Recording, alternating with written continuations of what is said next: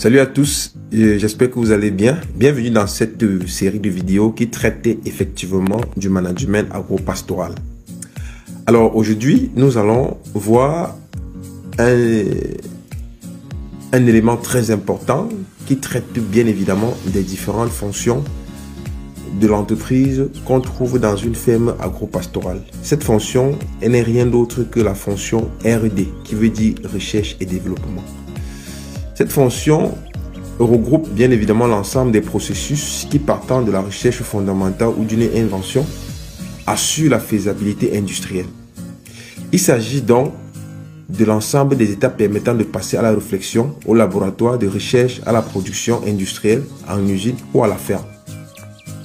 J'explique.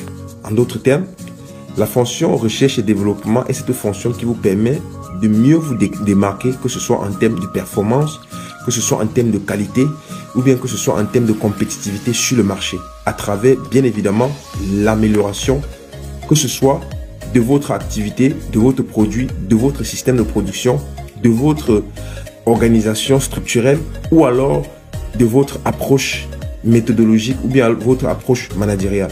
C'est pourquoi donc cette fonction recherche et développement touche 5 grands niveaux d'innovation qu'il est important ou alors opportun de mieux déployer. Notamment, nous avons l'innovation au niveau du produit. Il s'agit donc ici de la mise sur pied d'un produit à caractère innovateur, à caractère performant, que ce soit en termes de qualité. Pour une ferme, par exemple, il peut s'agir d'un produit qui est rare ou alors dont les conditions climatiques ne permettent pas que nous puissions avoir cela de façon beaucoup plus abondante sur le marché, peu importe la zone où vous vous trouvez. Par exemple, au Cameroun, produire de la vanille est très difficile. Ça veut dire donc qu'il y a des personnes qui peuvent réfléchir sur comment mettre sur pied une vanille made in Cameroun ou bien une vanille qui pousse sur le sol camerounais. Ou alors la fraise, dont l'offre est toujours inférieure à la demande. On peut trouver peut-être un mécanisme de production à grande échelle de la fraise. Là, c'est une innovation au niveau du produit.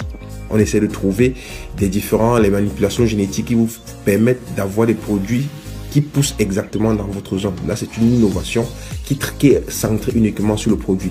On a une innovation au niveau des procédés. Là, c'est dans la méthodologie de transformation.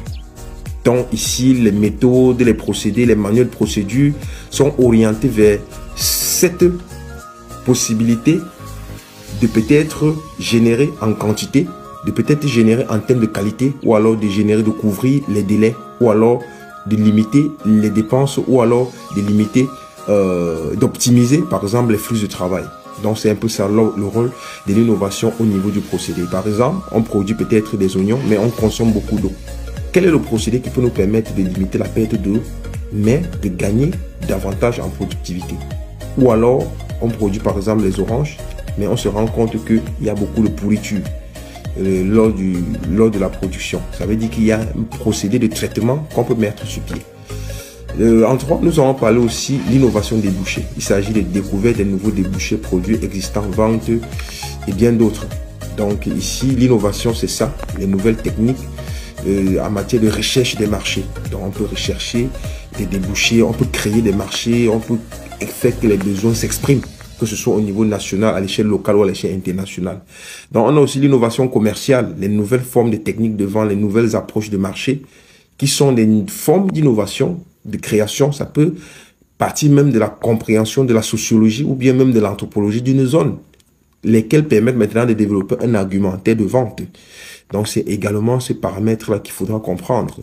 Donc créer un marketplace, par exemple une application e-commerce qui centralise par exemple les flux en matière de bourse agricole, ça va toujours être la bienvenue. On a maintenant l'innovation au niveau organisationnel. Là, c'est un style de management que vous pouvez développer. Vous pouvez déployer votre management, que ce soit en outsourcing, insourcing et autres éléments.